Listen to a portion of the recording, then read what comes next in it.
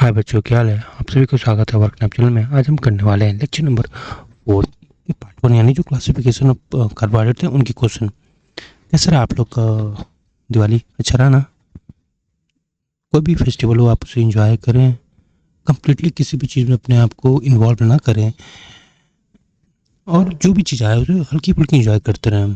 ठीक है, हमें इतनी भी अपनी लाइफ को सीरियस नहीं लेनी चाहिए कि बाद में वो मोमेंट हम इंजॉय नहीं कर पाए या फिर जो भी हो। ठीक है, तो आइए हम पहला क्वेश्चन देखते हैं। What is the primary source of carbohydrates in animal, fungi, plant and bacteria? तो प्राइमरी सोर्स ऑफ कार्बोहाइड्रेट वो है आपका प्लांट।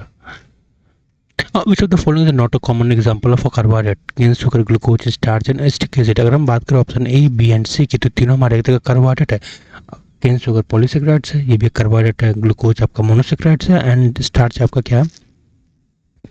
पॉलीसेकेराइड्स है। ठीक है, सॉरी, केन शुगर आपका डाइसेकेराइड्स है, पॉलीसेकेराइड स्टार्च पॉलीसेकेराइड है। ठीक है, जबकि एसिटिक एसिड एक तरह का एसिड है, सो कि कार्बोहाइड्रेट के ग्रुप में नहीं आता। जैसे पूछा नॉट, तो कौन सा होगा? D. The general formula CxH2O whole bracket y led to carbohydrate being historically considered as what? A polymer of carbon, hydrates of carbon, optically active compound या sugar derivatives। तो CxH2O को हम क्या कहते हैं? Hydrates of carbon. ठीक है, तो सिंपल है। The molecular formula of glucose C6H12O6 can be written as C6H2O12 या C6H2O6 या C12H2O6 या फिर C6H2 कुछ भी। तो इसमें हम वो सिंपल सा पूछ रहा है कि हाइड्रेट्स ऑफ कार्बन का जो फार्मूला था CxH2O, इसमें हम इस ग्लूकोज के फार्मूला को कैसे ब्रेक कर सकते हैं? तो हम देख कर ऑप्शन बी C6 मैच कर रहा है। अगर हम H2O को ब्रैकेट में ले और 6 बाहर लेके फिर हम 6 को 2 से मल्टीप्लाई करते तो क्या हो जाएगा? 6 इंटू 12 यानी H12, और यहाँ पे 1 है तो 6 इंटू 1 क्या हो जाएगा? 6। तो C6H12O6 जो कि फिट बैठ रहा है, तो सही आंसर क्या होगा? B. Which compound fits general formula C6H2Y but is not a carbohydrate?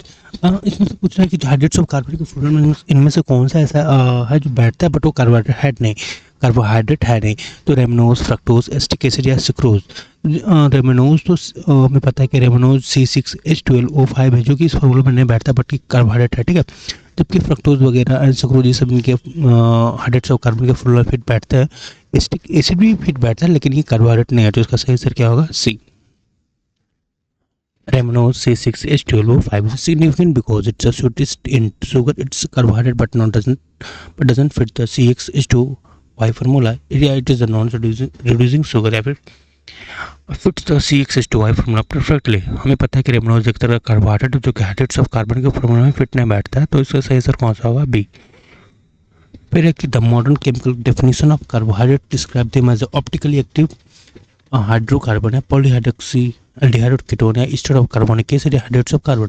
तो केमिकल डेफिनेशन हमारा क्या है कार्बोहाइड्रेट का? कि ऐसा ऑर्गेनिक कंपाउंड जो कि पॉलीहाइड्रोक्सी एल्डिहाइड हो या फिर कीटोन हो, या फिर वैसा कंपाउंड जो हम अगर ब्रेक करें तो पॉलीहाइड्रोक्सी एल्डिहाइड और कीटोन में उनके मोनोमर्स बने। तो सही क्या है? B. Carbohydrates that are sweet in taste are commonly called saccharide, sucrose, polysaccharides या फिर एल्डोज। तो कार्बोहाइड्रेट जो कि स्वीट एंड टेस्ट होता है उसे हम क्या कहते हैं? सेक्राइड। ठीक है, और what is a common name for the sugar use in our home? Glucose, fructose, lactose या फिर सुक्रोज। अगर हम बात करें कि हमारे घर में कौन सा ऐसा कार्बोहाइड्रेट है जो कि हम कॉमनली यूज़ करते हैं या फिर शुगर, क्या नाम है उसका? ग्लूकोज, फ्रक्टोज, लैक्टोज या सुक्रोज। तो सुक्रोज को हम कॉमन शुगर ऐसे यूज़ करते हैं, ये एक तरह का डाइसेक्राइड, जबकि लैक्टोज आपको हमें मिल्क में मिलता है। ग्लूकोज एंड फ्रक्टोज ये मोनोसेक्राइड्स है। ठीक है, तो इसका सही आंसर क्या होगा? सुक्रोज कॉमन शुगर है। ठीक है, फिर the sugar present in milk is known as maltose, sucrose, lactose या फिर गैलेक्टोज। तो जो हमारे शुगर हमारे मिल्क में प्रेजेंट तो क्या होता है? माल्टोज, सुक्रोज, लैक्टोज या फिर गैलेक्टोज। तो हमें पता है माल्टोज हमें माल्ट में मिलता है। ठीक है, सुक्रोज कॉमन शुगर है, लैक्टोज हमारे मिल्क में मिलता है, गैलेक्टोज एक तरह का मोनोसेक्राइड्स है। ठीक है, तो इसका सही आंसर क्या होगा? लैक्टोज। ठीक है, the term saccharides is drive from the Greek word for milk, sweet, sugar या फिर कार्बन। तो ग्रीक वर्ड जो सेक्राइड्स है इसका मतलब ही होता है स्वीट इन टेस्ट। ठीक है, D. What is the primary basis of for the classification? What is the primary basis for the classification of carbohydrates mentioned in the text? Their taste, their behavior, catalysis, their molecular weight, and their number of carbon atoms. तो primary basis जो हमारा classification है carbohydrate को किस basis पे किया था, वो किया गया था हमें कि वो हाइड्रोलाइसिस के दौरान कैसे कैसे मोनोसेक्राइड्स दे रहे हैं, ठीक है। जैसे बात करें मोनोसेक्राइड तो वो हाइड्रोलाइसिस के दौरान कोई रिएक्शन नहीं होता है। ओलिगोसेक्राइड ये 2 से 10 दे सकते हैं मोनोसेक्राइड, वही अगर हम पॉलीसेक्राइड ये 100 से मोर देन उससे ज़्यादा दे सकते हैं। तो ये सब सारे जो भी क्लासिफिकेशन किस बेसिस पे, एक तरह का हाइड्रोलाइसिस के बेसिस पे है, तो इसका सही आंसर क्या होगा, बी। देखिए a carbohydrate that can not be hydrolyse into a simple polyhydroxyaldehyde और कीटोन ऐसा कार्बोहाइड्रेट जो कि हम फर्दर ब्रेक नहीं कर सकते उन्हें, तो कौन सा होगा, क्या वो डाइसेक्राइड, ओलिगोसेक्राइड, पॉलीसेक्राइड या फिर मोनोसेक्राइड, तो वो होगा मोनोसेक्राइड। फिर कि approximately how many monosaccharides are known to occur in nature, तो मोनोसेक्राइड हमारे जो भी नेचर में कितने हैं, क्या 10, 20, 50 या ओवर 100, तो अप्रॉक्सीमेटली 20 मोनोसेक्राइड्स हैं जो कि हमारे नेचर में मिलते हैं, ठीक है। फिर कि विच of the following is monosaccharide, monosaccharides कौन सा है इसमें से, सुक्रोज, स्टार्च, राइबोज या फिर माल्टोज, तो सुक्रोज एक तरह का हमारा डाइसेक्राइड जो कि हम कॉमन शुगर हमारे घर में जो मिलता है स्टार्च, आपका पॉलीसेक्राइड्स है, राइबोज हाँ ये आपका मोनोसेक्राइड्स है, जबकि माल्टोज आपका क्या है, डाइसेक्राइड है। तो इसका सही आंसर कौन सा होगा, ribose. Monosaccharide is further classified based on their color and solubility, their taste and source, the number of carbon atom in the functional group या फिर their behavior with tolerant reagent only। तो monosaccharide का further classification किस basis पे किया था, वो किया गया था कि उनके कार्बन उनके फंक्शनल ग्रुप कैसे हैं, जैसे अगर 3 कार्बन होगा तो ट्राइओजेस, 4 होगा तो टेट्रोजेस, 5 होगा तो पेंटोजेस एक्सेट्रा। वही अगर हम एल्डिहाइड फंक्शनल ग्रुप होता है एल्डोजेस, और कीटोन होगा तो कीटोजेस, ठीक है। तो एक तरह का मोनोसेक्राइड क्लासिफिकेशन हम नंबर ऑफ कार्बन और उनके फंक्शनल ग्रुप पे भी कर सकते हैं, तो इसका सही आंसर क्या होगा, option C. A monosaccharide containing an aldehyde group is called aldose, ketose, hexose या oligose। तो वैसे मोनोसेक्राइड जो कि aldehyde फंक्शनल ग्रुप कंटेन करे उसे हम क्या कहते हैं, एल्डोज। ठीक है, monosaccharide containing keto group is called aldose, ketose, pentose या सुगर अल्कोहल। तो वैसे मोनोसेक्राइड जो कि हमारे कीटो ग्रुप कंटेन करे उसे कहते हैं हम कीटोज। फिर ये carbohydrate that reduce Fehling solution and tolerant agents are called non reducing sugar, polysaccharide reducing sugar या फिर ऑप्टिकली इनएक्टिव शुगर। तो वैसे कार्बोहाइड्रेट जो कि हमारे फेलिंग सोल्यूशन है टोलरेंट एजेंट को रिड्यूस कर देते हैं, वैसे उन्हें हम क्या कहते हैं, उन्हें कहते हैं रिड्यूसिंग शुगर, क्योंकि जो हेमी ग्रुप का फॉर्मेशन होता है वो आगे जाके हमारे रीजन से आपका फेलिंग सोल्यूशन है टोलरेंट एजेंट से रिएक्ट करते हैं। या फिर हम ये भी कह सकते हैं कि फ्री फंक्शनल ग्रुप जो एल्डिहाइड या कीटोन होगा अगर वो प्रेजेंट होगा तो वो हमारा रिड्यूसिंग शुगर कहलाएगा, ठीक है। तो सही आंसर क्या होगा, और मोनोसेक्राइड्स विद एल्डोज और ketose are reducing sugar, sweet in taste, reducing sugar या फिर पॉलीसेक्राइड। तो इसके दो आंसर सही है कि पहला ये ऑल जो जितने भी मोनोसेक्राइड्स है वो हमारे क्या होंगे, रिड्यूसिंग शुगर होंगे, क्योंकि इनके जो फंक्शनल ग्रुप है वो दोनों मतलब फ्री ही होंगे। या फिर एल्डोज का बात करें या फिर कीटोज का बात करें, तो अगर ये दोनों फंक्शनल ग्रुप आपका फ्री हैं और आगे जाके हेमी एसिटिल ग्रुप बनाते हैं तो ये फर्दर ये अपने फीलिंग सोल्यूशन टोटल रिएक्शन के साथ रिएक्ट करेंगे और इन्हें हम कहेंगे रिड्यूसिंग शुगर। तो सही आंसर होगा इसका सी। फिर ये carbohydrate that yield 2 to 10 monosaccharide on hydrolysis is called monosaccharide, oligosaccharide, polysaccharide या फिर नॉन शुगर। तो वैसे कार्बोहाइड्रेट जो कि 2 से 10 मोनोसेक्राइड में ये हाइड्रोलाइसिस कर मतलब यूनिट देंगे ऑन हाइड्रोलाइसिस, जो कि एक तरह क्लासिफिकेशन का बेसिस है, तो उसमें कहेंगे क्या, ओलिगोसेक्राइड, ठीक है। और disaccharide is a type of monosaccharide, oligosaccharide, polysaccharide या फिर नॉन कार्बोहाइड्रेट। तो डाइसेक्राइड एक तरह का ओलिगोसेक्राइड है। ओलिगोसेक्राइड में आपका नंबर ऑफ मोनोसेक्राइड कितने देते हैं उनके बेसिस पे फर्दर क्लासिफिकेशन किया गया था। जैसे अगर 2 देंगे तो डाइसेक्राइड, 3 होगा तो ट्राइसेक्राइड, 4 होगा तो टेट्रासेक्राइड, तो एक्सेट्रा। तो डाइसेक्राइड एक तरह क्या है, ओलिगोसेक्राइड है, जो कि ओलिगोसेक्राइड हाइड्रोलाइसिस के दौरान 2 से 10 मोनोसेक्राइड के वो दे सकते हैं। Upon hydrolysis, sucrose yields 2 molecule of glucose, 2 molecule of fructose, 1 molecule of glucose and 1 molecule of galactose, या 1 molecule of glucose and 1 molecule of fructose। तो सुक्रोज एक तरह का क्या है, आपका डाइसेक्राइड है, वो हाइड्रोलाइसिस के दौरान आपका 2 मोनोसेक्राइड देगा। और हमें पता है कि जो दोनों मोनोसेक्राइड से मोनोसेक्राइड सुक्रोज के वो कैसे होते हैं, वो दोनों डिफरेंट होते हैं। तो वो कौन कौन से होते हैं, एक ग्लूकोज होता है और एक फ्रक्टोज होता है, ठीक है। और एक तरह का सुक्रोज हमारा क्या है, नॉन रिड्यूसिंग शुगर है, क्योंकि ग्लूकोज और फ्रक्टोज के जो फंक्शनल ग्रुप है आपस में रिएक्ट करके ग्लाइकोसाइडिक लिंकेज फॉर्म करता है, जो कि आगे फर्दर फेलिंग सोल्यूशन और टोलरेंट के साथ रिएक्ट नहीं करते हैं। तो इसका सही आंसर क्या होगा, देखें तो 1 molecule of glucose and 1 molecule of fructose yield करते हैं sucrose upon hydrolysis. Upon hydrolysis, maltose yield 1 molecule of glucose, 1 molecule of fructose, 2 molecule of glucose, 2 molecule of fructose, 1 molecule of lactose, 1 molecule of glucose। तो हमें पता है कि maltose एक तरह का डाइसेक्राइड है। फर्दर जब इनका हाइड्रोलाइसिस करते हैं तो ये इनके जो दोनों मोनोसेक्राइड यील्ड होते हैं वो दोनों एक ही सिमिलर होते हैं, और इनके सुक्रोज दोनों डिफरेंट होते हैं। तो माल्टोज में जो मोनोसेक्राइड वो कौन से होते हैं, वो होते हैं सिमिलर, और वो दो होंगे, और कौन होंगे, दोनों आपके ग्लूकोज के होंगे। तो इसका सही आंसर कौन से, option B. Carbohydrates that yield a large number of monosaccharide used on hydrolysis are called monosaccharide, oligosaccharide, polysaccharide, disaccharide। Simple, जो लार्ज नंबर ऑफ आपको मोनोसेक्राइड यील्ड करेंगे उससे हम कहेंगे पॉलीसेक्राइड। देखिए, विच of the following is a polysaccharide, ribose, cellulose, lactose या fructose. तो ribose आपका क्या है, मोनोसेक्राइड है, सेलुलोज पॉलीसेक्राइड है, लैक्टोज डाइसेक्राइड है, फ्रक्टोज आपका क्या है, मोनोसेक्राइड है। तो इसका सही आंसर क्या होगा कि हमारा जो सेलुलोज है वो पॉलीसेक्राइड है। तो सही आंसर होगा option B. Polysaccharides are not sweet in taste, hence they are called sugar, non-sugar, aldose या ketosis। तो पॉलीसेक्राइड जनरली हमारे स्वीट इन टेस्ट में नहीं होते, तो हम क्या कहते हैं, non sugar. Which of the following is not, which of the following is reducing sugar, sucrose, all polysaccharide, all monosaccharide, none of the above. तो सुक्रोज हमारा डाइसेक्राइड है, ये हमारा नॉन रिड्यूसिंग शुगर है, क्योंकि भी पता है कि इनके जो दोनों ग्लूकोज और फ्रक्टोज है उनके फसल को आपस में कंबाइन करके ग्लाइकोसाइडिक लिंकेज फॉर्म करते हैं। While in case of all polysaccharide अभी हमने देखा कि ये बिल्कुल भी जरूरी नहीं कि ऑल पॉलीसेक्राइड आपके शुगर ही हो, ठीक है, रिड्यूसिंग शुगर हो, जबकि ऑल मोनोसेक्राइड हमारा रिड्यूसिंग शुगर होगा, क्योंकि मोनोसेक्राइड का जो आपका फंक्शनल ग्रुप कीटोज एल्डोज होगा फ्री होंगे और आगे जाकर ये हेमिएस्टिल ग्रुप का फॉर्मेशन करते हैं। इस वजह से इसका सही आंसर क्या होगा, C. General formula CH2 whole wise applies to only carbohydrate, all organic compounds, some carbohydrate and some non-carbohydrate, only monosaccharide।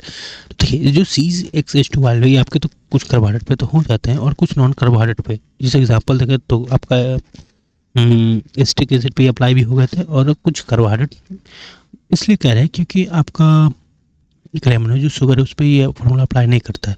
जबकि वाले अगर हम केस हम बात करें ए एंड बी के, तो आपको ऑल ऑर्गेनिक कंपाउंड बिल्कुल नहीं, और ओनली कार्बोहाइड्रेट नहीं, एसिटिक एसिड भी तो फिट कर रहा था। तो उसका सही आंसर क्या होगा, ऑप्शन सी।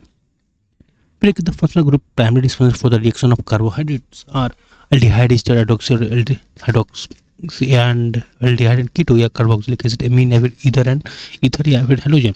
तो कौन सा फंक्शनल ग्रुप जो हमारे रिस्पॉन्सिबल है कार्बोहाइड्रेट के रिएक्शन के लिए, तो वो है आपका हाइड्रोक्सी यानी OH एंड अल्डेहाइड और कीटो फंक्शनल ग्रुप। सही आंसर क्या है, बी।